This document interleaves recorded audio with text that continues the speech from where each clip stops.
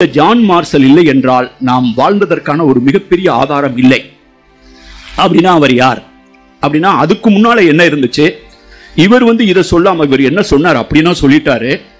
அப்படி சொல்லாம இருந்தா என்ன நடந்திருக்கும் அப்படின்னா, நீங்க ஜான் மார்ஷல்னா யாருன்னு தெரிஞ்சுக்கணும். இன்னைக்கு நான் பொற்பனை கோட்டைக்கு போயிட்டு வந்தேன். இந்தியாவில் இன்னைக்கு ஆர்கியாலஜிக்கல் சர்வே ஆஃப் இந்தியா அப்படின்னு ஒன்று இருக்கு. கீழடியில் தோண்ட ஆரம்பிச்சாங்க. அமர்நாத் ராமகிருஷ்ணன் அங்கதான் வேலை பார்க்கிறார். அலெக்சாண்டர் ரீன் ஒருத்தர் 1904 ஆதிச்சநல்லூர்ல தோண்டினார். 1904. அதுக்கு பின்னால 100 வருஷம் அந்த பக்கம் எவனுமே தலை வச்சு படுக்கல. 2004 சத்தியமூர்த்தி போய் தோண்டினார். 2019 வரைக்கும் அந்த அறிக்கை வரல. அதுக்கு போய் காமராஜன் ஒருத்தர், முத்தாளம்குறிச்சி காமராஜன் ஒருத்தர் கேஸ் போட்டார். உயர்நீதிமன்றம் வரைக்கும் போய் அந்த அறிக்கையை வெளியிடுகளான்னு சொல்லி 15 வருஷத்துக்கு முன்னால போராடினாங்க. அப்ப அப்படிப்பட்ட ஒரு ஆர்கியாலஜிக்கல் சர்வே ஆஃப் இந்தியாவுக்கு டைரக்டர் ஜெனரலா ஒருத்தர் இறங்குறாரு. பிரிட்டன்ல இருந்து இறங்குறாரு. 1902 வருஷம். அவர் இந்தியாவில் இறங்கும் போது அவருக்கு வயசு 26. அவருடைய பேர் ஜான் மார்ஷல். 26 வயசு. சரி, அந்த போஸ்ட் ஏன் முக்கியம் அப்படின்னு சொல்லும் போது, இந்த பலுச்சிஸ்தான், பாகிஸ்தான், ஆப்கானிஸ்தான் இப்ப நம்ம சொல்றோம் பாத்தீங்களா, இந்த பாகிஸ்தான் அருணகிரி வந்திருக்காரு. பார்த்தோம்னா திடீர்னு உலகம் ஃபுல்லா சுத்திட்டு இருப்பாரு. நீங்க இருக்காரு, அது அவர் கூட அறிமுகப்படுத்தி வச்சாரு. நீங்க சொன்னீங்கன்னா இந்த எல்லைகள் இருக்கு பாத்தீங்களா, இந்த அரசியல் எல்லைகள், இந்த வரைபடங்கள், கோடுகள், இதெல்லாம் இப்ப வந்தது. திசைகள் என்பவையே நேற்று வந்தவை. தேடுதல் மனிதனின் உடன் பிறந்தவை. நம்ம தேடுதல் தான் மனுஷனுடைய உடன். நம்ம மரம் கிடையாது, நமக்கு கால் இருக்கு. நம்ம காலில் நம்ம கீழே வேறு இல்லை, ஒரே இடத்துல இருக்கிறதுக்கு. நாம் தொடர்ந்து நடந்து கொண்டே இருக்கிறோம். அப்ப இந்த எல்லை பாகிஸ்தான், இந்தியா, இந்த நாடு, அந்த நாடுங்கிறதா இப்ப சமீபத்தில் வந்தது. மெட்ராஸ் பிரசிடென்சி இருந்துச்சு, புதுக்கோட்டை தனியா இருந்தது, சமஸ்தானங்கள் இருந்தது. இப்படிப்பட்ட இந்தியாவுக்கு ஒரு ஆர்கியாலஜிக்கல் சர்வே ஆஃப் இந்தியாவுக்கு டைரக்டர் ஜெனரலா வந்தாரு. அப்ப சென்னையினுடைய ஆர்கியாலஜிக்கல் சர்வே ஏஎஸ்ஐனுடைய சென்னை சூப்பரண்டா இருந்தவர் அலெக்சாண்டர் ரீ. அவர் தோன்றுனதான் ஆதிச்சநல்லூர். அப்ப புதுக்கோட்டையில தனியா ஒரு ஆர்கியாலஜிக்கல் சர்வே இருந்துச்சு. அது எத்தனை பேருக்கு தெரியும் தெரியல. அதை நான் தேடிக்கொண்டிருக்கிறேன். 1902 பாம்பேயில் இறங்கிய ஜான் மார்ஷல் ஒரு வருஷம் முழுவதும் இந்தியாவை சுற்றுறார். ஒவ்வொரு இடமா வந்தார். அவர் திருச்சிக்கு வந்தாருன்னு கண்டுபிடிச்சு அது ஆதாரங்கள்லாம் திரட்டிட்டு இருக்கேன். திருச்சிக்கு வந்தவர் புதுக்கோட்டைக்கு வந்தாரா, அல்லது இந்த புதுக்கோட்டையில ஆர்கியாலஜிக்கு பொறுப்புல இருந்தவங்க அவரை திருச்சியில சந்திச்சாரா அப்படின்னு நான் டெல்லியில இருந்து பல இடங்கள்ல இந்த ஆதாரங்களை இப்ப தேடிட்டு இருக்கேன். நிறைய பேர்ட்ட சொல்லி வச்சிருக்கேன். அதை ஒருவேளை ஃபியூச்சர் எழுதக்கூடிய புத்தகங்களை நான் எழுதக்கூடும். ஆனா நான் சொல்ல விரும்புறது என்னன்னு, புதுக்கோட்டைக்கு அவர் சொன்ன சிறப்புகள் சொன்னார் பார்த்தீங்களா, பட்டியலிட்ட சிறப்புகள் ஆர்கியாலஜிக்கல் சர்வே ஆஃப் இந்தியான்னு டெல்லியில இயங்கும் போது திருவிதாங்கூர் ராஜா தனியா ஒரு ஆர்கியாலஜிக்கல் சர்வே வச்சிருந்தார்.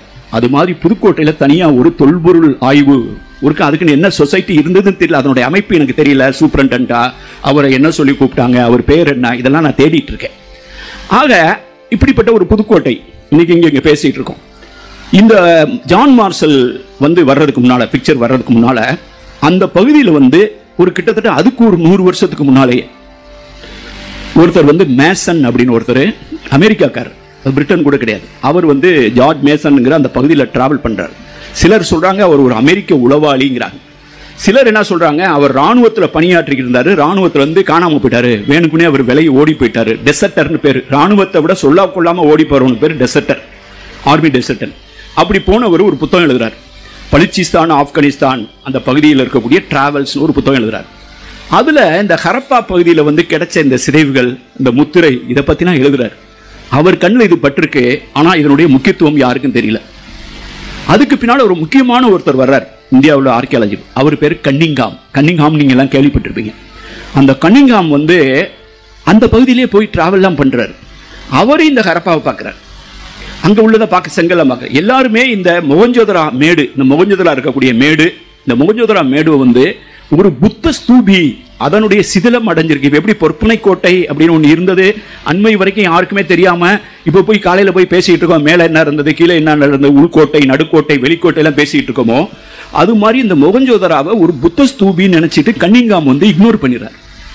அந்த கன்னிங்ஹாம் போனதுக்கு பின்னால ஆர்கியாலஜிக்கல் சர்வே ஆஃப் இந்தியா அப்படியே நலிஞ்சிட்டு வருது. ஒரு குறிப்பிட்ட ஸ்டேஜில் இந்த ஏஎஸ்ஐ எல்லாம் எதுக்கியா, இது தேவையே இல்லை, அந்த போஸ்டே தேவையில்லைன்னு ஒரு எடுத்து மூடுற லெவலுக்கு ஆர்கியாலஜிக்கல் சர்வேயா வந்துருது. அப்பதான் இந்தியாவுக்கு வந்து கர்சன் பிரபு அப்படிங்கிறவர் வந்து இந்தியாவுடைய வைஸ்ராயா வர்றார். அவர் வராட்னா சிந்துவெளி இல்லை. அவர் என்ன முடிவு பண்றாரு, இந்தியாவில் இருக்கக்கூடிய இந்த முக்கியமான இதெல்லாம் திரட்டிருக்காங்கல்ல, சாஞ்சி ஸ்தூபி, அங்க பாகிஸ்தான் பகுதியில் தக்ஷசீலா, இந்த மாதிரி இடையில கிடைச்சிருக்கக்கூடியதெல்லாம் பாதுகாக்கணும். அவருடைய நோக்கம் தொல்பொருள் ஆராய்ச்சி கிடையாது, இந்த நினைவு சின்னங்களை பாதுகாத்தல் அப்படிங்கிற நோக்கத்தோடு, பிரிசர்வேஷன் கன்சர்வேஷன், இந்த நோக்கத்தை வச்சுட்டு இவர் வந்து சொல்றாரு, archaeological survey of India DG post vacant இருக்கு, நான் அதை நிரப்ப பார்க்குறேன் அப்படிங்கிறார். ஏன்னா யாருமே கேட்கல, இவர் வந்து கேட்குறாரு, சரி நிரப்புங்க அப்படிங்கிறான். நிரப்புங்கன்னு சொன்னதுக்கு பின்னால் அந்த இந்தியா முழுவதுக்குமான பட்ஜெட்லாம் கொடுக்குறது இந்தியா செக்ரட்டரின்னு ஒருத்தர் லண்டனில் இருப்பார். அவருடைய ஆஃபீஸ் வந்து ஒரு ஆளை நீங்கள் நிரப்புங்க, எங்கள்கிட்ட ஒரு கேண்டிடேட் இருக்காரு அப்படிங்கிறாங்க. இதை நம்ம புரிஞ்சுக்கிறோம், இந்த கதையை தெரிஞ்சு புரிஞ்சுக்கிட்டாதான். எங்கள்கிட்ட ஒரு கேண்டிடேட் இருக்குன்னு சொல்லி அந்த கேண்டிடேட்டுடைய சிவி அனுப்புகிறாங்க, கரிக்குலம், அவர் பயோடேட்டாவை. அவருடைய பேர் வந்து வின்சென்ட் ஸ்மித். அவர் நான் எப்படி ஐஏஎஸ்லேருந்து ஓய்வு பெற்றனோ அது மாதிரி அவர் வந்து இம்பீரியல் சிவில் சர்வீஸ் ஐசிஎஸ்லேருந்து வாலண்டியர் ரிட்டையர்மெண்ட் வாங்கிட்டு அவர் பெரிய சான்ஸ்கிரிட் ஸ்காலர், இந்தியாவுக்கு வரலாறு எழுதியிருக்கார். ஹிஸ்டரி ஆஃப் இந்தியா அப்படின்னு பார்த்தீங்கன்னா வின்சென்ட் ஸ்மித்னு இருக்கும். இந்தியாவினுடைய வரலாறை எழுதிய ஒருத்தர், அவர் ஒரு பெரிய சமஸ்கிருதத்தில் ஞானம் பெற்றவர். அவர் ஐசிஎஸ்லேருந்து விலகி லண்டனுக்கு போய் புஸ்தகம் எழுதிட்டு இருக்காரு. இந்த லண்டனில் இருக்கக்கூடிய அதிகாரிகள்லாம் நினைக்கிறாங்க, இவரை திருப்பி இந்தியாவுக்கு அனுப்பிச்சா இவர் சொல்ல போஸ்ட்டுக்கு வரலாம் அப்படின்னு சொல்லி கர்சனுக்கு எழுதுறாங்க. கர்சன் படித்து பார்த்துட்டு வேண்டாங்கிறார். எனக்கு அவ்வளவு வயசாகி ரிட்டையர்ட் ஆகி சமஸ்கிருதத்தில் பெரிய பண்டிதராக இருக்கு, அந்த மாதிரி ஆள்லாம் வேணாம், எனக்கு வந்து ஒரு இள ரத்தம், ஒரு இளைஞன், திறந்த மனசு உள்ள வேணும்னு சொல்லி கேம்பிரிட்ஜ் பல்கலைக்கழகம் பிரிட்டிஷ் மியூசியத்தில் இருந்தவங்கள்ட்ட தகவல் திரட்டி அவங்க சொன்னதன் அடிப்படையில் இந்த ஜான் மார்ஷலை கொண்டு வர்றார். அவர் இங்கே வந்தப்போ அவருடைய வயசு 26, 1902, இந்தியா ஃபுல்லாக சுற்றுறாரு.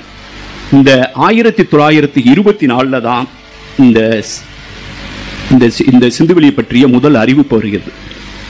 அப்போ ஏஎஸ்ஐடைய தலைமை அலுவலகம் வந்து சிம்லாவில் இருக்கு. அப்போ ரெண்டு இடத்துல அகழ்வாராய்ச்சி நடந்திருக்கு, ஒன்று மொஹஞ்சதரா, இன்னொன்று ஹரப்பா. இந்த ரெண்டு இடத்துலையும் பண்ணவங்க வந்து எம்எஸ் வாட்ஸ், இன்னொரு இடத்துல ஆர்டி பானர்ஜி, இவங்கெல்லாம் பண்ணியிருக்காங்க. இது தனித்தனியாக மெட்டீரியல் இருக்கு. கொஞ்சம் மெட்டீரியல் நாக்பூரில் இருக்கு, பானர்ஜிக்கு உடம்பு சரியில்லாமல் போச்சு, கொஞ்சம் மெட்டீரியல் கல்கட்டாவில் இருக்கு, கொஞ்சம் மெட்டீரியல் லாகூரில் இருக்கு. ஜான் மார்ஷல் இதை அறிவிக்கிற வரைக்கும் ஹரப்பாவுக்கும் மொஹஞ்சதராவுக்கும் போனதே கிடையாது. இப்போ என்ன சொல்றாரு, ரொம்ப நாள் அந்த பஞ்சாயத்து போய்கிட்டு இருக்கு, இன்னும் அறிக்கை வரல. இங்கே வந்து எல்லா மெட்டீரியலையும் எடுத்துட்டு சிம்லாவுக்கு வர சொல்றாரு, ஒரு கான்ஃபரன்ஸ் நடத்துறாரு. என்னுடைய ஜேர்னி ஆஃப் சிவிலைசேஷனுக்கு முன்னுரை எழுதுவதற்காக இது சம்பந்தப்பட்ட ஒவ்வொரு இடத்துலையும் போய் எழுதுவேன். கொற்கை வன்னியை பற்றி எழுதுறதா கொற்கைக்கு போய் கொற்கையின் காற்றை உள்வாங்கி விட்டு எழுதுவேன். இந்த சிம்லாவுக்கு போய் உட்கார்ந்து அந்த லைப்ரரியில் எழுதினேன். எந்த கட்டிடத்தில் ஜான் மார்ஷல் இந்த ஹரப்பாவின் மொஹஞ்சதராவின் பொருள்களை மேஜையின் மீது வைத்து பார்த்து இது ஒரு லோக்கல் கல்ச்சர் இல்லை, இது ஒரு சிவிலைசேஷன் என்ற ஒரு முடிவுக்கு வந்தாரோ அந்த கட்டிடத்தில் இருந்து எழுதினேன் இந்த புத்தகத்தில் முன்னுரை. அதுக்காக அங்க போய் அந்த காற்றை சுவாசித்தேன். அப்ப அவர் என்ன பண்றாரு, முன்னால அப்படி பரப்பி போட்டவன இவர் சொல்றாரு, ஒவ்வொரு அகழ்வாராய்ச்சியாளர்கிட்டையும் ஒரு பொசசிவ்னஸ் இருக்கும். ஒரு ஆள் ஒரு இடத்த தோண்டினார், இப்போ பொற்பனை கோட்டை இல்லைன்னா அவர் சொன்னார், இதுக்கு முன்னாடி நான் கொற்கையில் இருந்தேன் சார்னு. அது தப்பு கிடையாது.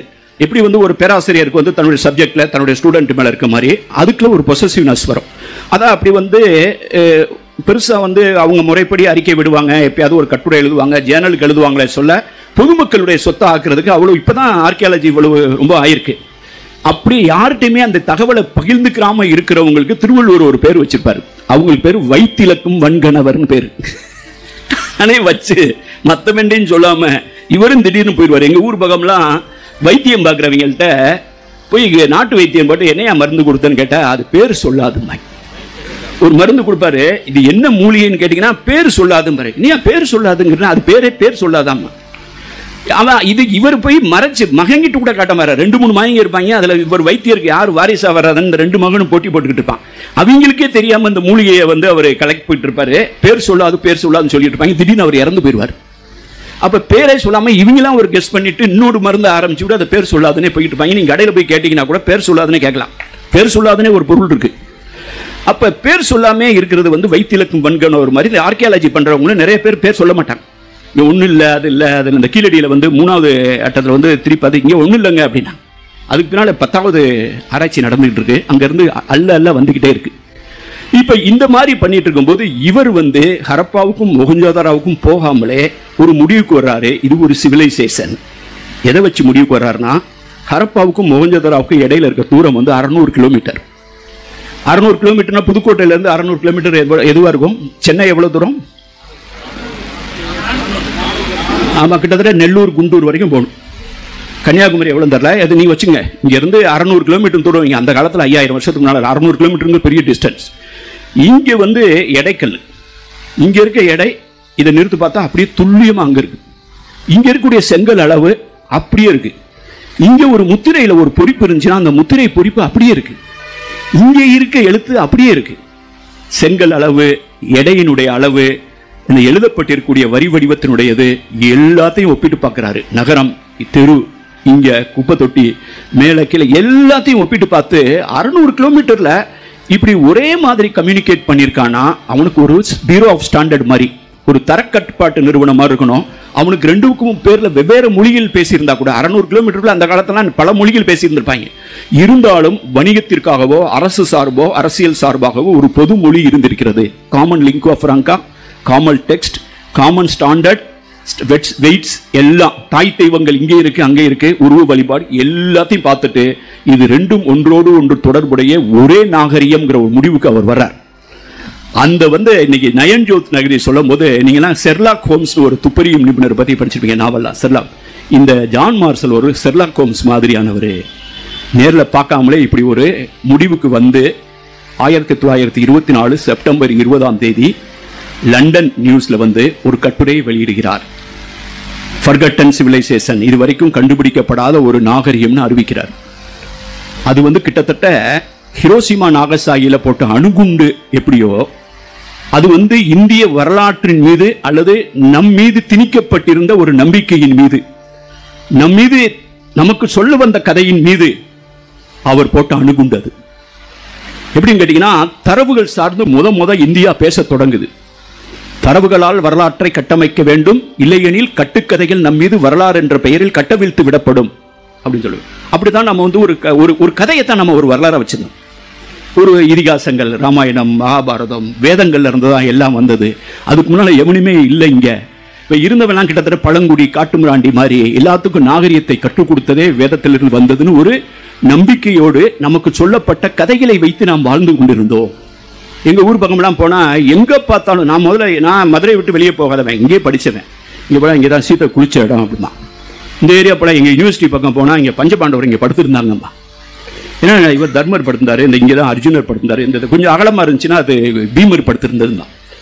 என்னடா அது இங்கேயும் படுத்திருந்தாரு அங்கேயும் படுத்திருந்தாருன்னா, ஒரிசாவில் போய் வேலை பார்க்க போறேன், இங்கதான் சீதை குளிச்சங்கிறான், இங்கதான் பஞ்சபாண்டவர் படுத்ததுங்கிறான்.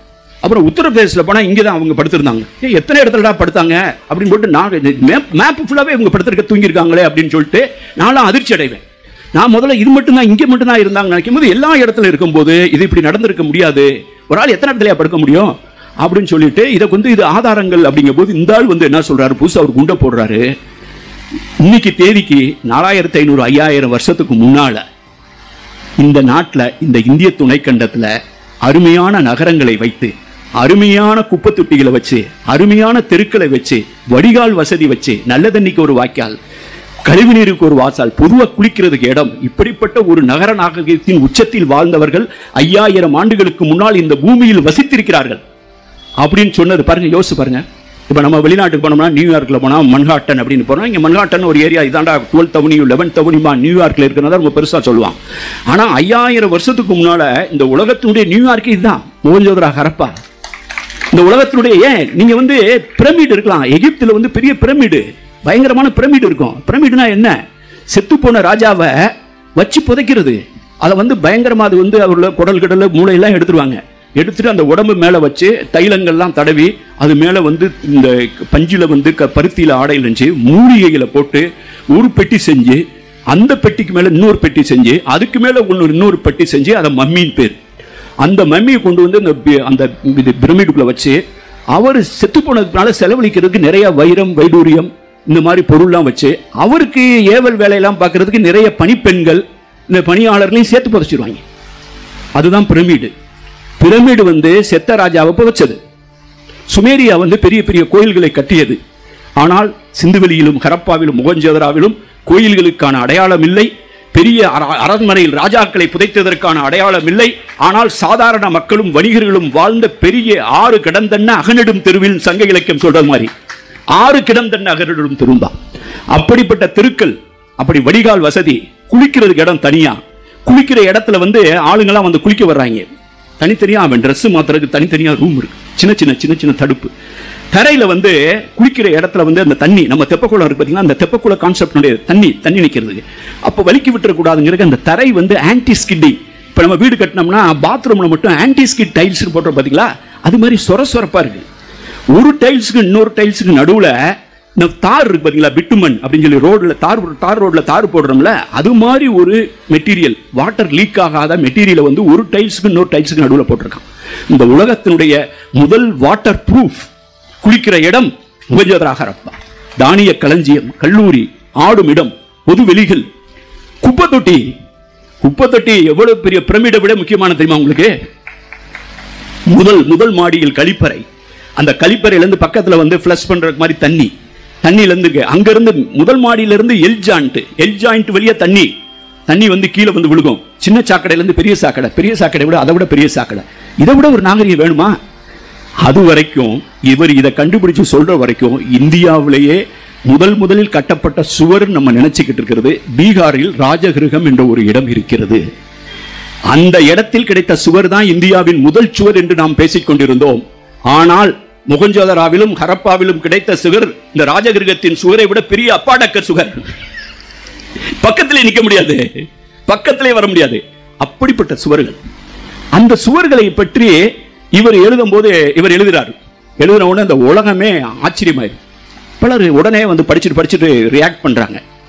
அவர் எழுதி முடிச்சு 1.5 மாசத்துக்குள்ள 2 மாசத்துக்குள்ள பெங்கால்ல இருந்து ஒருத்தர் எழுதுறார். அவர் பேர் வந்து சுனித் குமார் சட்டர்ஜி. இதுக்கான முதல் குரல் தமிழ்நாட்டில் இருந்து வரவில்லை, தென்னிந்தியாவில் இருந்து வரவில்லை, வங்காளத்தில் இருந்து வந்தது. அவர் ஒரு மொழியியல் அறிஞர். இவர் சொல்றதை பார்த்தா அநேகமா இது தென் பகுதியைச் சேர்ந்த திராவிட மக்கள் தமிழ் துன்பங்களோடு தொடர்புடைய ஒரு நாகரிகமாகத்தான் இருந்திருக்க முடியும். அது வேத காலத்திற்கு முற்பட்டது, வேத காலத்தோடு தொடர்பற்றது, வேத நாகரிகத்தோடு தொடர்பற்றது அப்படிங்கிற ஒரு கட்டுரையை அவர் மாடர்ன் ரிவ்யூங்கிற பத்திரிகையில் எழுதுறார். அந்த பத்திரிகை நான் தேடி போய் கல்கட்டால எடுத்தேன். அதுல வந்து இவர் சுனித் குமார் சட்டர்ஜி தான் முத இதை சொல்றார். அதுக்கு பின்னால இந்த புத்தகத்தை, இந்த அறிக்கையை அவர் விரிவாக வெளியிடும் போது ஜான் மார்சலும் குடியிருக்கிறார். இது அநேகமாக திராவிட மொழி குடும்பத்தை சேர்ந்த மக்கள் பேசிய நாகரிகம் அப்படின்னு ஜான் மார்சல் சொல்றாரு, சுனித் குமார் சட்டர்ஜி சொல்றார். இப்ப யோசிச்சு பாருங்க, திருவள்ளுவர் சிலை இல்லாத கன்னியாகுமரி. நான் திருப்பி திருவள்ளுவர் சிலை இல்லாத கன்னியாகுமரி நான் ஏன் சொல்றேன்னு உங்களுக்கு புரியும் நினைக்கிறேன். திருவள்ளுவர் சிலை இல்லாத கன்னியாகுமரியை என்னால் கற்பனை செய்து பார்க்க முடியவில்லை. அப்படிப்பட்ட ஒரு வெற்றிடத்தை நாம் வரலாறு என்ற பெயரில் தக்க வைத்திருப்போம். வின்சென்ட் ஸ்மித், சரி ஜான் மார்சல் வராம வின்சென்ட் ஸ்மித் வந்திருந்தா என்ன இருக்கும்? 12B ஒரு படம் பார்த்திருப்பீங்க நினைக்கிறேன். 12B தானே ஒரு படம். அதுக்கு பேர் லாஜிக்கல் எக்ஸ்டென்ஷன் பேரு. திரைக்கதை எழுதுறதுலேயே வந்து ஒரு லாஜிக்கலா அவர் பஸ்ல இறங்கி இருந்தா என்ன இருக்கும், அவர் இறங்காம போயிருந்தா, அப்படிதான் நினைக்கிறேன். அந்த படம் ரொம்ப வருஷத்துக்கு முன்னால பார்த்தேன். அந்த மாதிரி தான் ஒரு 2 லாஜிக்கா, இப்படி இருந்தா என்ன நடந்திருக்கும், அப்படி இருந்தா என்ன நடந்திருக்குங்கிறது அது மாதிரி லாஜிக்கலா ஒரு கதை சொல்ற ஒரு மெத்தட். அது 12B ஒரு படம் வந்தது. இப்ப இந்த ஜான் மார்சல் வராம வின்சென்ட் ஸ்மித்தே செலக்ட் பண்ணிருக்காங்க, ரெக்கமெண்ட் பண்ணபடின்னு வச்சுக்கிறோம். இந்த வின்சென்ட் ஸ்மித் இந்த இந்தியாவுடைய வரலாறை எழுதிட்டு இருக்கும்போது தமிழ்நாட்டிலிருந்து அவருக்கு ஒருத்தர் கடிதம் எழுதுறார். அவர் பேர் சுந்தரம் பிள்ளை. அந்த சுந்தரம் பிள்ளை என்ன சொல்றாருன்னா, இங்க பை த டைம் வந்து 1904ல அலெக்சாண்டர் ரீ, அந்த அலெக்சாண்டர் ரீ ஆதிச்சநல்லூர் தோன்றதுக்குமே ஜான் மார்சலுக்கு சம்பந்தம் இருக்கு. நம்ம ஜான் மார்சலை கொண்டாடுறதுக்கு பல காரணம். ஒன்று சிந்துவெளி, இன்னொன்று ஆதிச்சநல்லூர். அவர் போஸ்ட்ல இருக்கும்போது தான் இந்த அலெக்சாண்டர் ரீ இதை தோன்றார். இந்த சுந்தரம் பிள்ளை அந்த ஏரியாக்காரர், யாரு, திருநெல்வேலி பகுதி. அவர் பார்க்குற என்னடா ஆதிச்சநல்லூர்ல இவ்வளவு முதுமக்கள் தாலியெல்லாம் கிடைச்சிருக்கு, இது கிடைச்சிருக்கு, அது கிடைச்சிருக்கு, செப்பு சிலை கிடைச்சிருக்கு, இதெல்லாம் கிடைச்சிருக்கு, எவனுமே ஒண்ணுமே சொல்ல மாட்டாங்க, இதை பத்தி ஒண்ணுமே பேச மாட்டாங்கன்னு இவர் லெட்டர் எழுதுறாரு. என்னையா இந்திய வரலாறுன்னு புக்கெல்லாம் எழுதுறீங்க, தென்னிந்தியாவை பத்தி நீங்க இந்திய வரலாறுன்னு நீங்க பொதுவாக பார்த்தீங்கன்னா இப்ப கூட அப்படிதான், பாட புஸ்தகத்தையே திருத்திருக்காங்களே. பொதுவாக வந்து இந்த வரலாறு பாடத்தெல்லாம் எழுதுனா அப்படியே அது வேத காலம், அதுக்கெல்லாம் ராமாயணமாக எல்லாம் எழுதிட்டு அப்புறம் மௌரியர் காலம், குப்தர் காலம், பொற்காலம், அப்புறம் ஹர்ஷவர்த்தனர், அப்புறம் புலிகேசி வரைக்கும் வந்துட்டு திடீர்னு வந்து சவுத் இந்தியன் ஹிஸ்டரின்னு தனியா ஒரு கிளைக்கதை மாதிரி ஆரம்பிப்பாங்க. அதில் சேர சோழ பாண்டியர்னு 3 பேரை போட்டு விட்டு அப்படியே காமாசமா நெல்லிட்டு ராஜராஜ சோழன் போட்டு முடிச்சு விட்டுருவாங்க. அப்ப இந்த இந்திய வரலாறுங்கிறதனுடைய ஒரு துணை கதை மாதிரி தான் தென்னிந்திய வரலாறும் தமிழ்நாடு வரலாறும் சங்ககால வரலாறு இருந்தது. இப்ப இந்த சுந்தரம் பிள்ளை வந்து மனசு தாக்க முடியாம அவர் லெட்டர் எழுதுறாரு, இந்த வரலாறை தெற்கின் பார்வையில் பார்க்க வேண்டிய தேவை இருக்குன்னு நினைக்கிறேன் அப்படின்னார். இந்த வின்சென்ட் ஸ்மித் ரொம்ப நேர்மையானவர். அவர் இதை சுட்டிக்காட்டி, சுந்தரம் பிள்ளை என்பவர் இப்படி விருப்பப்படுறாரு, ஆனால் நமது கையில் இன்றைக்கு இருக்கும் தகவல்களின் அடிப்படையில் அப்படி சொல்வதற்கு வாய்ப்பில்லை அப்படிங்கிறார். அப்படி சொல்வதற்கு வாய்ப்பில்லை என்று சொன்ன வின்சென்ட் ஸ்மித், அவருக்கு முன்னால் இப்படி ஹரப்பா மொஹஞ்சதாரோ மெட்டீரியல்ஸ் குவிக்கப்பட்டிருந்தால் அப்படியே மாதிரி இது வந்து ஒரு நாகரிகம், இது திராவிடத்தோடு தொடர்புடையது என்ற முடிவுக்கு வின்சென்ட் ஸ்மித் வந்திருப்பாரா அப்படின்னு நான் யோசிச்சு பார்த்தேன்னா 12B படத்தில் லாஜிக் மாதிரி தான் எனக்கு வந்திருக்க மாட்டார் என்று தான் தோன்றுகிறது. இதை ஜான் மார்ஷல் மட்டும்தான் செய்திருக்க முடியும். அவர் செய்தார். அவர் செய்ததில் அந்த முடிவில் எந்த விதமான தவறும் இல்லை என்பதை அதற்கு பின்னால் வந்த ஆராய்ச்சிகள் நிறுவுகின்றன. இப்போ 100 வருஷம் ஆயிடுச்சு. எதுக்கும் வந்து அப்பெல்லாம் நாங்கெல்லாம் இப்பெல்லாம் அதிகமாக படம்லாம் ஓடுறதே ஒரு படம் 10-20 நாள் ஓடினாலே கொண்டாடிட்டு இருக்காங்க. அப்புறம் ஓடிடியில் வந்துருச்சுங்க, படமே ரிலீஸ் ஆக மாட்டேங்குது. முதல்ல ரிலீஸ் ஆகி அதுக்கு முன்னால் வந்து 10 நாள் 10-15 நாள்லேயே கிட்டத்தட்ட உலகம் ஃபுல்லாக 400 கோடி 300 கோடின்னு திரட்டிடுறதுனால நாங்கள்லாம் ஸ்கூலில் படிக்கும்போது காலேஜில் படிக்கும்போது 100வது நாள் வாங்கி, அப்புறம் 50வது நாள் 100வது நாள் 150வது நாள் 175வது நாள்லாம் படம்லாம் ஓடும். அதுக்கும் தனியாக ஃபங்க்ஷன் தான் நடத்துவாங்க. ஏன்னா தியேட்டரே ஒரு படத்தை ஒரு ஊரில் ஒரு தியேட்டரில் தான் ரிலீஸ் ஆகும். வரிசையில் 2 பார்ப்பாங்க. இப்போ ஒரே நாளில் வந்து 20-30 இடத்துல ரிலீஸ் பண்ணி விட்டு அதெல்லாம் பண்ணிடுறதுனால அது மாதிரி நடக்கிறது கிடையாது. ஆக இந்த 100வது கொண்டாடுறதுங்கிறது 50 சஷ்டியத்தை பூர்த்திங்கிறோம், 60வது இதுக்கு போய் திருக்கடையூருக்கு போய் கொண்டாடுறான், அப்புறம் பவள விழாங்கிறான். அப்போ 100ஆண்டு அப்படிங்கிறது எதுக்குமே ஒரு மைல் ஸ்டோன். இந்த மைல் ஸ்டோன் வந்து இப்போ சிந்துவெளிக்கு தான் மைல் ஸ்டோன். அதுக்கு பின்னால் இந்த 100 வருஷத்தில் என்னெல்லாம் நடந்திருக்கு அப்படின்னு பார்த்தா, சுனித்குமார் சட்டர்ஜி திராவிட நாகரிகம். அதுக்கு பின்னால் ஹீராஸ் பாதிரியார்னு ஒருத்தர் வந்தார். அவர் வந்து மும்பையில் இருந்தார். அவர் இதெல்லாம் படிச்சுட்டு அவர் வந்து இந்த திராவிட இந்த சிந்துவெளி மக்கள் இந்த சுமேரிய பகுதியிலிருந்து வந்தாங்க, இது திராவிட தொடர்புடையதுன்னு சொல்றாரு. ஆனால் அவர் சொல்றது நிறைய பேர் ஒத்துக்கொள்றதில்ல. அவர் வாசிக்கிறதுக்கு முயற்சி பண்ணார். அப்புறம் ரஷ்யாவை சேர்ந்தவர்கள் முயற்சி பண்ணாங்க, பின்லாந்தை சேர்ந்தவர்கள் முயற்சி செய்தார்கள். அஸ்கோ பர்போலாங்கிறவர் அதில் ரொம்ப முக்கியமானவர். அவரும் அவருடைய சகோதரரும் முயற்சி பண்ணுறாங்க. இந்த அஸ்கோ பர்போலா நான் சந்திச்சிருக்கேன்.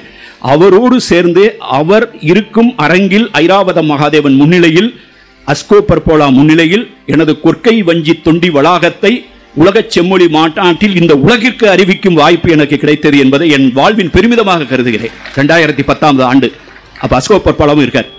அப்போ நாங்கள் 2 பேர் தஞ்சாவூர் பல்கலைக்கழகத்துக்கு ஒரு கூட்டத்துக்கு வந்தோம். அப்பையும் அவர்கிட்ட நான் யோசனை கேட்டேன், இந்த புத்தகத்தை நான் எழுதி கொண்டிருக்கிறேன், எப்படி பண்ணுறது. அப்போ அஸ்கோ பர்போலா வந்து நிறைய எழுதுறாரு, இதை வாசிக்கிறதுக்கு முயற்சி பண்ணுறாரு. வாசிக்கிறதுக்கு முயற்சி பண்ணி அவரும் வந்து இது ஒரு திராவிட மொழியை சேர்ந்தது, இதற்கான சான்றுகள் தமிழில் கிடைக்கக்கூடும், தொல்தமிழில் கிடைக்கக்கூடும் சொல்லி அவர் வந்து மோஸ்ட் லைக்லி அவர் அஸ்கோ பர்போலாவுடைய இவ்வளவு பெரிய புத்தகம், அந்த புத்தகத்தினுடைய முடிவான ஒரு பேரா சொல்றதா இருந்தா, இட் இஸ் நாட் எட் டிசைஃபைட், இது வந்து இட்ஸ் ஒர்க் இன் ப்ராக்ரஸ், இது இன்னும் வாசிக்கப்படவில்லை. ஒருவேளை வாசிக்கப்பட்டால் அநேகமாக மோஸ்ட் ப்ராபபிளி அப்படிங்கிற வார்த்தை, அநேகமாக அது ஒரு திராவிட மொழியாக இருக்கக்கூடும், திராவிட மொழி குடும்பத்தைச் சேர்ந்த ஒரு மொழியாக இருக்கக்கூடும் அப்படின்னு சொல்றாரு அஸ்கோ பர்போலா. என்னுடைய குரு என்று நான் நினைக்கிற ஐராவத மகாதேவன், அவர் என்னை மாதிரியே ஐஏஎஸ்ல இருந்தவர். ஐஏஎஸ்ல இருந்து அவர் ரிசைன் பண்ணிட்டு சிந்துவெளி ஆராய்ச்சியை ஃபுல்லாக கையில் எடுக்கிறார். அவர் தினமணிக்கு ஆசிரியர் ஆகிறார். நான் தினமணியில் வேலை பார்த்துட்டு ஐஏஎஸ்க்கு போகிறேன். அவரை வந்து மசூரி அகாடமியில் சந்திச்சு அவரை நான் பார்க்குறேன், என்னடா சிந்துவெளியை பற்றி பேசுகிறார், நம்ம ஒரு காலத்தில் சிந்துவெளியை பற்றி பேசுவோமா அப்படின்னு நினைக்கிறேன். 1984 அதே ஐஏஎஸ் அகாடமியில், அதே அரங்கில், சர்தார் பட்டேல் அரங்கில், அதே மாதிரியான ஒரு தலைப்பில் சிந்துவெளியை பற்றி 2007ஆம் ஆண்டு நான் சென்று பேசினேன். அத்தனை ஆண்டுக்கு பின்னால் அப்போதான் நின்று பார்க்குறேன், இதே அரங்கில் தானே நம்ம யோசித்தோம் அப்படின்ட்டு. அப்படியே கனவு நனவானது மாதிரி. அந்த ஐராவத மகாதேவன் சார் வந்து இது வந்து ஒரு திராவிட மொழி குடும்பத்தை சேர்ந்தது, தமிழோடு தொடர்புடையது அப்படின்னு நினைக்கிறார். அவர் வந்து இதை வடிவத்தை வந்து இதில் நான்மாட கூடல் இருக்குன்னு நினைக்கிறார். எல்லாம் எழுதுறார். எழுதிட்டு அவர் வந்து ஒரு மெத்தடை பயன்படுத்தினார். இந்த சிந்துவெளி மக்கள் பேசிய அந்த மரபின் பண்பாட்டினுடைய தொன்மம் வேதம் ஆகிய சமஸ்கிருதத்துக்கும் போயிருக்கும், தமிழுக்கும் வந்திருக்கும் அப்படின்னு சொல்லி பைலிங்குவல் பேரலல்ஸ் அப்படிங்கிற ஒரு முறையை அவர் பின்பற்றி இவர் என்ன சொல்வாரு, இது சமஸ்கிருதத்தில் இருக்கு, இது தமிழ்ல இருக்கு, அநேகமாக ரெண்டுக்கும் பொதுவாக இருக்கனால இது சிந்துவெளியில் இருக்குன்னு ஒரு முடிவு கூறுவார். ஆனால் நான் அவரை தொடர்ந்து உன்னிப்பாக கவனிச்சுக்கிட்டு இருந்தவன், நான் ஒரு முடிவுக்கு வந்தேன். ஏன்னா என்னுடைய வேலை வந்து ரொம்ப ஹைலி டிமாண்டிங் வேலை. இந்த 40 ஆண்டுகள் கரெக்டாக இன்னும் 60 நாள் கூட ஆகலை. 4ஆம் தேதி தானே ஓட்டு என்னாங்க, ஜூன் 4 நினைக்கிறேன். இப்போ இது வந்து ஆகஸ்ட் 2 தான். நான் அதுக்கு பின்னால் தான் ஒரிசா விட்டு வெளியே வந்தேன். அதுக்கு முன்னால் 40 ஆண்டுகள் நான் 2018 ஓய்வு பெற்று ஐஏஎஸ் வந்து, அதற்கு பின்னாலும் எங்கள் மாநில முதல்வருடைய வேண்டுகோளின்படி திருப்பி நான் 6 வருஷம் வேலை பார்த்து இப்போ தான் வெளியில் வந்திருக்கேன். என்னுடைய வேலை எப்பயுமே 24 மணி நேரம் கையில் ஃபோன். வெள்ளம் வந்தால் அந்த இடத்துல இருப்பேன், புயல் வந்தால் அங்கே இருப்பேன், தேர்தல் வந்தால் தேர்தல் நடத்துவேன், துணை தேர்தல், இந்தியா முழுவதும் தேர்தல் நடத்தல். என்னுடைய வேலை எப்பயுமே ஹைலி டிமாண்டிங்காக இருக்கும். அதுக்கு பின்னால் வந்து இரவில் தான் நான் அந்த வேலை பார்ப்பேன். சிந்துவெளியை பற்றி 30 ஆண்டுகள் இந்த ஆராய்ச்சி பண்ணுறதான். அப்போ எனக்கு நேரமின்மை ஒன்று இருக்குது. அப்போ நான் ஐராவத மகாதேவன் சாரையும் அஸ்கோ பர்பாலாவையும் 2 பேரையும் ஒப்பிட்டு பார்த்தேன். இவங்க 2 பேரும் ஒரு முடிவுக்கு வர்றாங்க, இது தமிழோடு தொடர்புடையது, திராவிடத்தோடு தொடர்புடையதுன்னு சொல்லிட்டு அவங்க வாசிக்கும் போது இந்த சிந்துவெளி குறியீடுகளில் ஒரு முருகு அப்படின்னு முருகன் சொல்ற பார்த்தீங்களா, சங்க இலக்கியத்தில் முருகன், தமிழ் கடவுளாகிய முருகன் இருக்குல்ல, இது பொதுவாக வந்து இது ஒரு தமிழ் பண்பாடாக இருந்திருக்குன்னு சொன்னால் அதில் முருகன் இருப்பார். நமக்கே ஒரு கெஸ் இருக்கும்ல, வேலன் இருப்பார், முருகன் இருக்காரு, முருகன் இல்லாத தமிழாடா அப்படின்னு நமக்கு தோணும்ல. அது மாதிரி இங்கே முருகு அப்படின்னு ஒன்று இருக்குன்னு ஐராவதம் சார் ஃபீல் பண்ணுறார். அதுக்கு வந்து அவர் எடுக்கிற சிம்பிள் வந்து சிந்துவெளி குறியீடிலே ஒரு மனிதனுடைய முதுகு மாதிரி போட்டு விழா எலும்பெல்லாம் விழா மாதிரி கோடு வர்ற மாதிரி இப்படி வந்து இப்படி ஒரு வளைஞ்சது. நீங்கள் போய் பார்த்தீங்கன்னா சில கோயிலில் வந்து இந்த சாமுண்டி சிலைன்னு வச்சுருப்பாங்க, பிச்சாண்டர் அப்படின்னு போடுவாங்க, சாமுண்டின்னு போட்டு எப்போ பார்த்தீங்கன்னா இப்படி வந்து இப்படி இருக்கும், வயிறெல்லாம் அப்படியே அதாவது ஒட்டி போய் அப்படியே ஒன்றுமே பட்னியாக ஒட்டி படுந்த காரைக்கால் அம்மையார் இதெல்லாம் பண்ணுவாங்களே, காரைக்கால் அம்மையார் அப்படி தான் ரொம்ப அப்படி பேய் உருவம் எடுத்தது மாதிரிலாம் சொல்லுவாங்களே, அந்த மாதிரி இருக்கிறது சாமுண்டின்னு சொல்லுவாங்க, பிச்சாண்டாரும்பாங்க. அது வந்து அந்த மாதிரி ஒரு வடிவில் இருக்கிறத வந்து இவர் வந்து முருகுன்னு சொல்கிறாரு. ஏன்னா முருகுன்னு சொன்னால் ஸ்பிரிட்டு அப்படின்னு அர்த்தம். முருகு வந்து அப்போ சங்க இலக்கியத்தெல்லாம் சொல்லுவாங்க, கடவுள் ஆயினுமாக நான் ஒரு புத்தகம் எழுதியிருக்கேன். அதில் சொல்லும்போது இந்த முருகு வந்து இறங்கியிருப்பார், சாமி இறங்குறதுன்னு சொல்லுவாங்கல்ல, அந்த முருகு வந்திருக்காரு. முருகு வெறியாட்டம், வேலன் வெறியாட்டம் அதுக்கு பேர். இந்த வேலன் வெறியாட்டம்ங்கிற கான்செப்ட் வச்சு இந்த சூர் அப்படிங்கிற இந்த ஸ்பிரிட் வந்து இப்படி தான் இருக்கும், அதனால அது பேர் முருகு அப்படின்னு இவர் முருகன் பேர் வைக்கிறார். அஸ்கோ பர்பாலாவும் என்ன நினைச்சாரு, முருகுன்னு இதில் இருக்குன்னு நினைக்கிறார். ஆனால் அவர் முருகுங்கிறதுக்கு வந்த முடிவு வந்து என்னை ஆச்சரியப்படுத்துறது, அதிர்ச்சிக்குள்ளாகுது. அது என்னன்னு கேட்டிங்கன்னா, சிந்துவெளி குறியீடுலேயே ஒரு வளையல் இருக்குல்ல, பேங்கிள்ஸ், நம்ம கையில் போகிற வளையல் இருக்குல்ல, அந்த வளையல் மாதிரி ஒரு குறியீடு இருக்கும். நம்ம கீழடியில் கிடச்சிருக்கு, அங்கே கிடச்சி சங்குவலை. இதுதான் வந்து முருகுங்கிறாரு.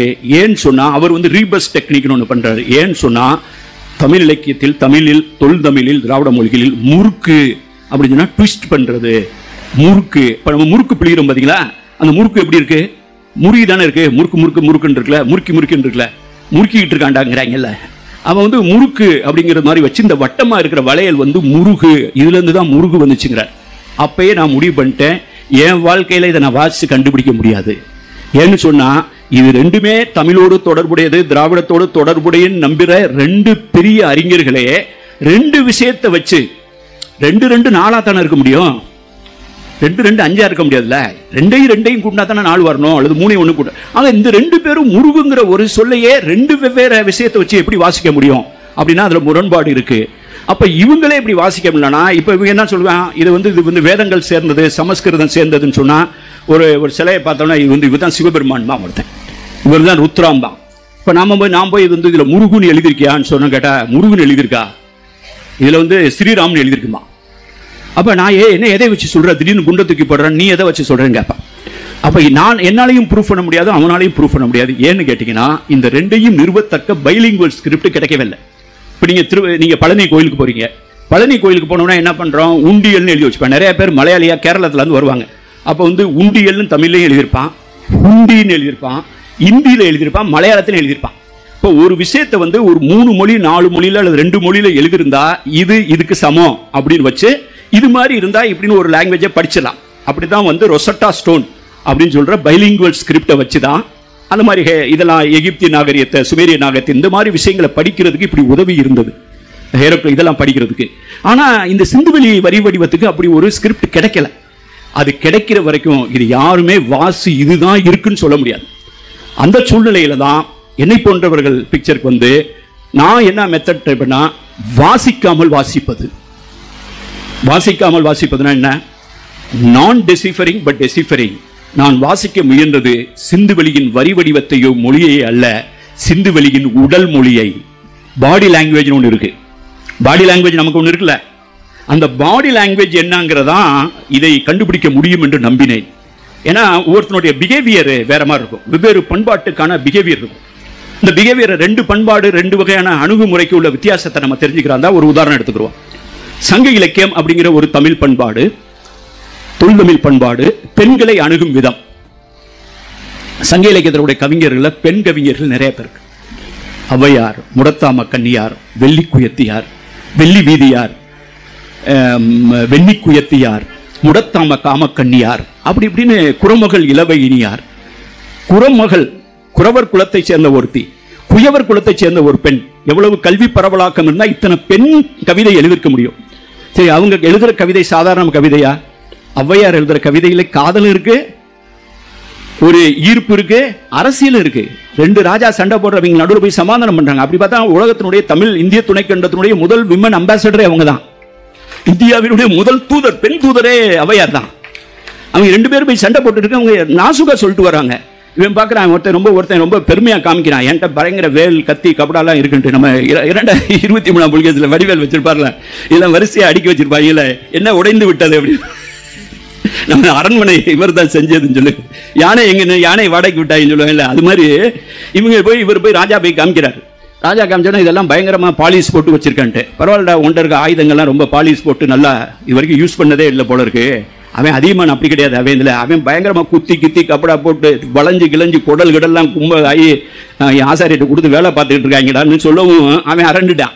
சரி, இந்த அம்மா என்ன சொல்ல வர்றாங்கண்டா, உன் இதை ஆயுதத்தை எப்பயுமே பயன்படுத்தாம நீ ஆயுத பூஜை போட்டு வச்சுக்கிட்டு இருக்க. அவன் கையில் இருக்க ஆயுதத்தை வச்சு அடிச்சு குத்தி கிளம்பிட்டு எப்பயுமே ரிப்பேர்லேயே இருக்கு அப்படின்னு சொல்லவும் புரிஞ்சுக்கிட்டு சமாதானமாக போயிடுறான். அதான் ஔவையார் பண்ண வேலை. அவங்களுடைய காதலில் வெளிப்படுத்துறாங்க. ஒரு தோழி முருகன் மாதிரி ஒருத்தன் வேலன் வெறியாட்டம் அருள் ஆடுறான். ஒரு பொண்ணு ஒருத்தையும் லவ் பண்றான். ஒருத்தன் லவ் பண்ணோன்னா அவன் விட்டத்தை பார்த்துட்டு இருக்கா. லவ் பண்ற எப்பயுமே விட்டத்தை பார்த்துட்டு இருப்பா. சரியா சாப்பிட்றது இல்லை, உடல்லாம் மெலிஞ்சு போயிருக்கு. அவங்க அம்மா பார்க்குறாங்க, என்னடா விட்டத்தை பார்த்துட்டு இருக்கா அப்படிங்கப்போ காத்து கருப்பு ஏதாவது இது பிடிச்சிருக்கும் அப்படிங்கும் போது உடனே வேலன் வெறியாட்டுன்னு பூசாரியை கூட்டு வராங்க, கோடாங்கி அடிக்கிற மாதிரி. அவன் இப்படின்னு கதெல்லாம் சொல்லிட்டு அவன் வெறியாடுறான். அப்போ இந்த ஒரு தோழி அவளை கேட்குறா, இவன் ஒருத்தன் கூப்பிட்டானே, இவன் மேல இறங்கியிருக்கே முருகா, நீ கடவுளாவே இருந்தால் நீ ஒரு முட்டா பய போல இருக்கு. மடவை கடவுள் ஆயினும் ஆக மடவை முருக. இவன் கூப்பிட்டான்னு வந்திருக்கே நீ, உனக்கு தெரியாதா? நீ ஒரு கடவுள் தானே, அவ எதனால சாப்பிடாம இருக்கான்னு உனக்கு தெரியும்ல. அவன் இவன் கூப்பிட்டான்னு வந்திருக்கே அப்படின்னு ஒரு பெண் கடவுளை பார்த்து கேள்வி கேட்பதாக சங்க இலக்கியம் எழுதுது. அதே மாதிரி ஒரு பொண்ணு சொல்றா, நீ இவன் சின்ன ஆட்டுக்குட்டியை அறுத்து பழி போட்டு அந்த ரத்தத்தெல்லாம் எடுத்து உன் நெஞ்சில எல்லாம் தடவிக்கிறியே, நீ தடவுன ரத்தம், உன் நெஞ்சில தடவுன ரத்தம் அந்த மலையில இருக்கான் பாரு, அவன் நெஞ்சில படுமா அப்படின்னு கேட்கிறான். அப்படின்னா என்ன அர்த்தம் கேட்டா, அவன் லவ் பண்றது ஒருத்தங்க இருக்காண்டா அப்படின்னு. அப்ப அப்படிப்பட்ட பெண் ஔவையார். நான் எதுக்கு இந்த ஒரு சின்ன உதாரணம், நான் நிறைய உதாரணம் சொல்ல போற கிடையாது. எவ்வளவு நேரம்? 20:59, ஒரு 20 நிமிஷம், 25 நிமிஷம். அப்ப நான் ஒரு சில உதாரணம் மட்டும் தான் சொல்லி அதன் மூலமா அந்த உடல் மொழினா நான் என்ன நினைக்கிறேங்கிற சொல்ல விரும்புறேன். அத 10 உதாரணத்தை சொல்றதை விட ஒரு உதாரணத்தை ஸ்ட்ராங்கா சொல்ல நினைக்கிறேன். அப்ப ஒரு பெண்ணை எக்ஸ்பிரசிவ், எஜுகேட்டட், கல்வி பரவலாக்கம், பெண்கள் கவிதை எழுதுறாங்க, பெண்கள் அரசியல்ல கருத்து தெரிவிக்கிறாங்க, பெண்கள் காதலிக்கிறாங்க, காதலை வெளியில சொல்றாங்க, எக்ஸ்பிரசிவா எழுதுறாங்க. இப்படிப்பட்ட ஒரு சமூகம். ஔவையார் வர்றாங்க. ஔவையார் அதியமான் நெடுக்கி நெல்லிக்கனிவே கொடுத்துருக்காரு. அவங்க உயிர் வாழ்ந்தா நல்லது, படிச்சவங்க உயிர் வாழ்ந்தா நல்லதுன்னு சொல்லி கொடுக்குறாரு. அப்படிப்பட்ட அதியமான் வரும்போது இந்த ஔவையார் கூட இருக்கக்கூடிய இந்த அவங்க டான்ஸ் பார்ட்டி, பாட்டு பாடுறவங்க, அந்த குரூப் எல்லாம் மத்தளம் கத்தளம் இதெல்லாம் வச்சுட்டு வெயிட் பண்றாங்க. அந்த வாசல்ல இருக்கக்கூடிய வாட்ச்மேன் சொல்லி வாயுலோயே வாயுலோயன்னு சொல்லி நான் வந்திருக்கேன்னு அதியமான் சொல்லுங்கவும் அதியமான் ரெஸ்பான்ஸே வரல. ஔவையார் வெயிட் பண்ணி பார்க்குறாங்க. அப்பதான் ஒரு கவிதை சொல்றாங்க, வாயுலோயே வாயுலோயன். இந்த வாயுலோயே வாயுலோயங்கிற வரியை இன்னொரு பெண் தமிழ் இலக்கியத்தில் பயன்படுத்தினாள். அவள் பெயர் கண்ணகி. சிலப்பதிகாரத்தில் எப்படித்தான் இந்த இலக்கியத்தை எழுதினாங்கன்னு தெரியல. வாயுலோயே வாயுலோயன். இந்த வாயுலோயே வாயுலோயன் ஏன்னு சொன்னு கேட்டீங்கன்னா, எப்பயுமே இந்த வாசல் நிற்கிற கேட் கீப்பர் தான் நந்தி மாதிரி எப்பயுமே இருப்பான். நீங்க கலெக்டர் ஆஃபீஸ் பண்ணிடுவீங்க, உள்ள ஃபைல் இருக்கா இல்லையா, உள்ள விடுறதான்னு முடிவு பண்றதை வெளியில் நிற்கிறவன் தான் முடிவு பண்ணுவான். பேப்பர் எடுத்து அடுக்கி வைப்பாங்க அந்த காலத்தெல்லாம். அந்த பேப்பர் சீட்டெல்லாம் கொடுத்து வச்சுட்டு கீழே எடுத்து வச்சிருவாங்க, மேலே எடுத்து வச்சிருவாங்க, ஃபைலை மேலே தூக்கி வச்சிருவாங்க, அந்த மாதிரி.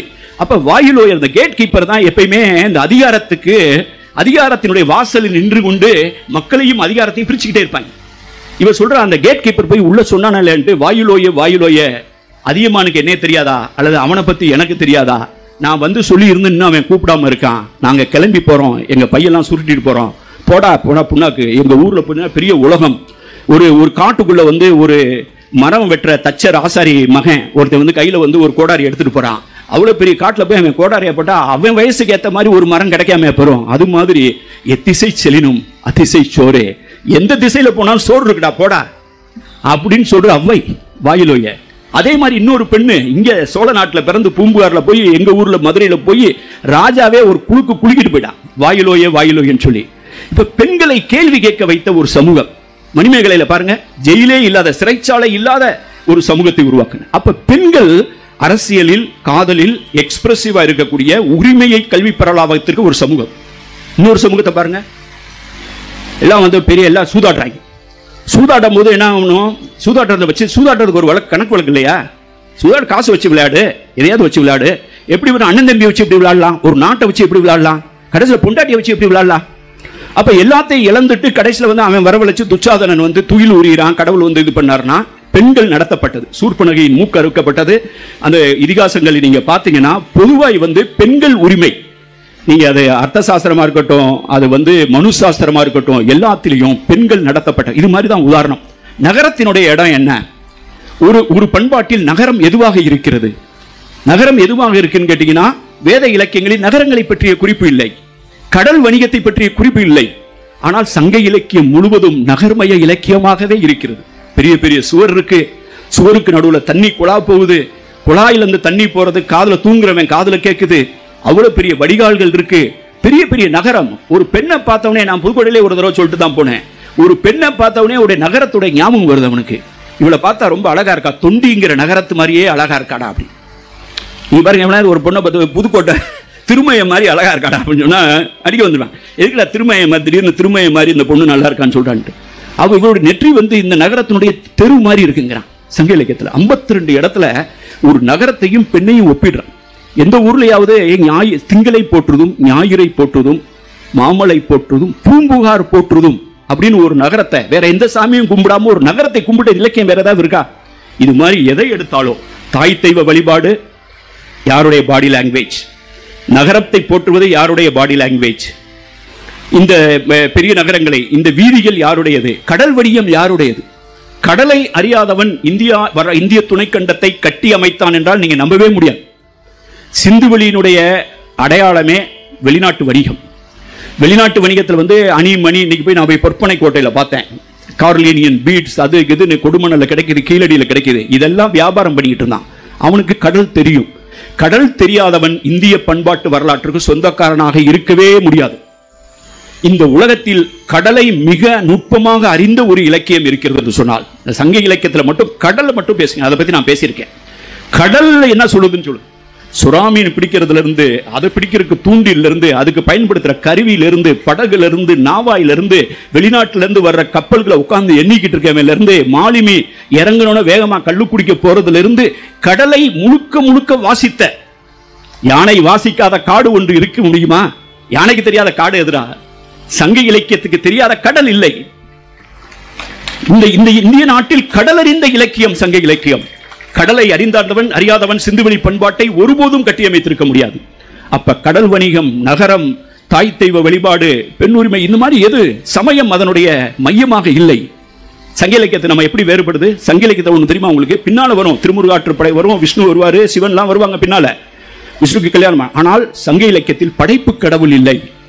ஒன்று கவனிச்சிருக்கீங்களா? படைப்பு கடவுள் என்று இல்லை. படைப்பு கடவுள்னா கிரியேட்டர் காட்.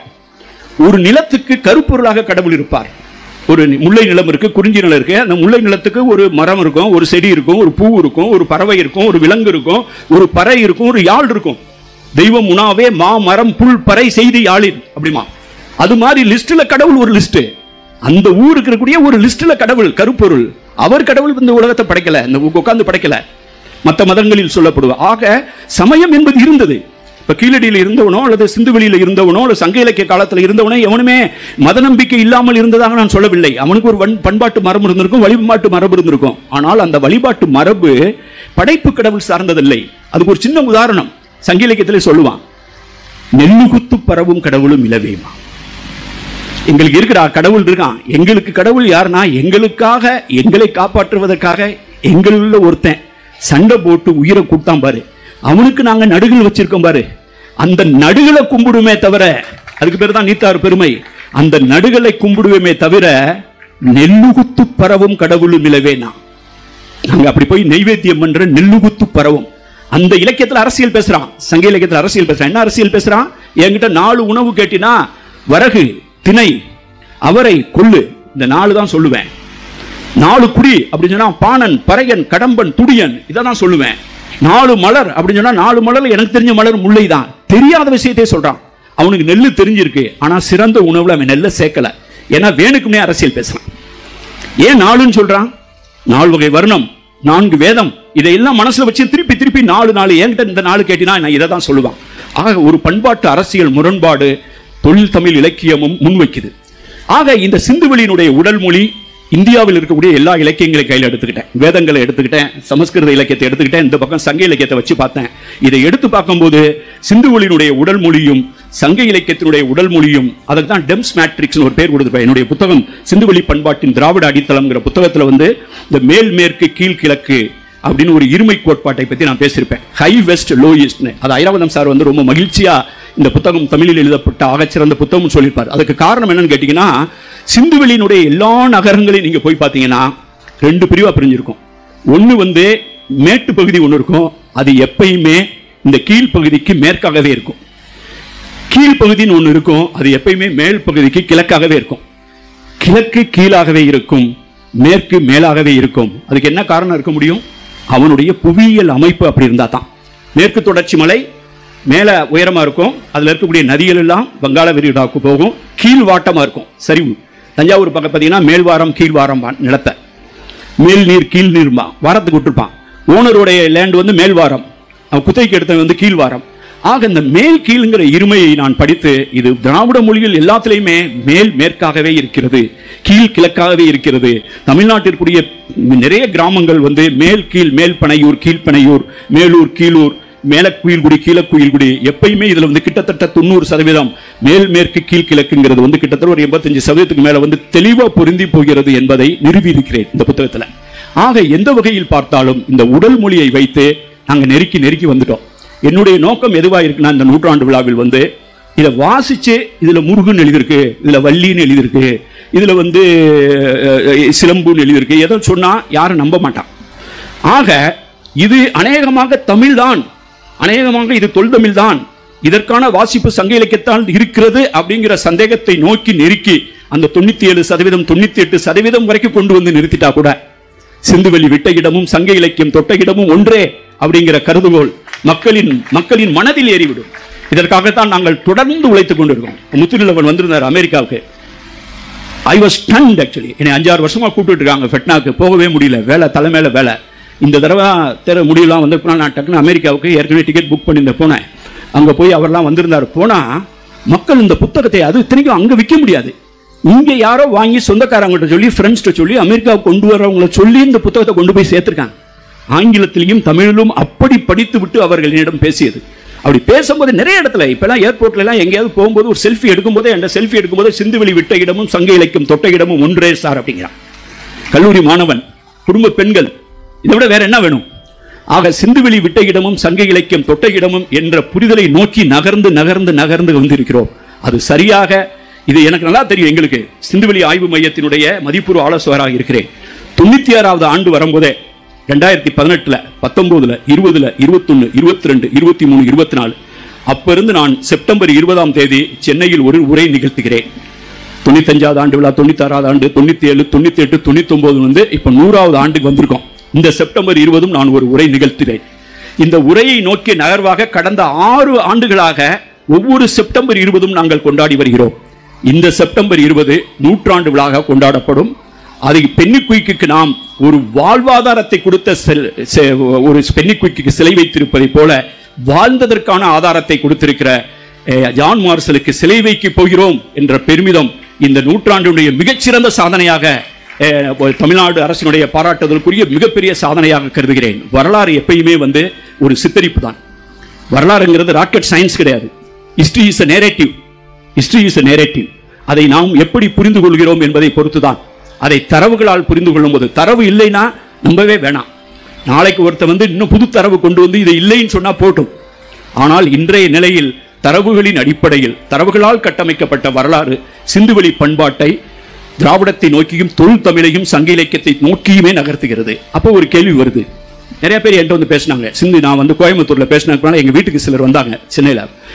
என்ன சார் நீங்க இப்படி சொல்றீங்க அப்படின்னு சொன்னா, நம்ம அந்த பக்கம் இருந்து இங்க வந்தது மாதிரி ஆயிராதா சார் நான்.